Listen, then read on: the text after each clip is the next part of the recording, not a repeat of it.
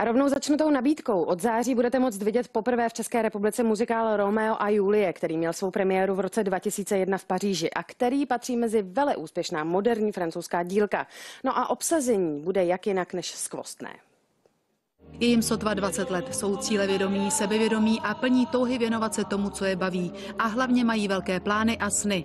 O hlavní roli v muzikálu snili Vlaďka Skalová a Andrea Gabrišová už od dětství a dostali v jednom z těch nejslavnějších muzikálů Romeo a Julie. Já jsem evidovala tuhle roli a tenhle muzikál od mých 14 let, takže jsem neskutečně šťastná, že takovouhle obklukou, ale dostalo se to ke mně. Muzikál je vždycky to, co jsem chtěla dělat, takže s tím jsem šla na konzervatoř a teď si plním sen. Na spolupráci s mladými lidmi se těší i zpěvačka Bára Basiková. Mám 23leté dcery, tak úplně to mám zblízka, že oni jsou úplně jako jiný, dnešní generace a je to dobře. Dnešní mládež má spoustu předností a nestydí se o nich mluvit. Mojí předností je podle mě, když jsem s kytarou, to funguju úplně nejvíc a i jakože sám za sebe přirozeně a mojí předností jsem mladý.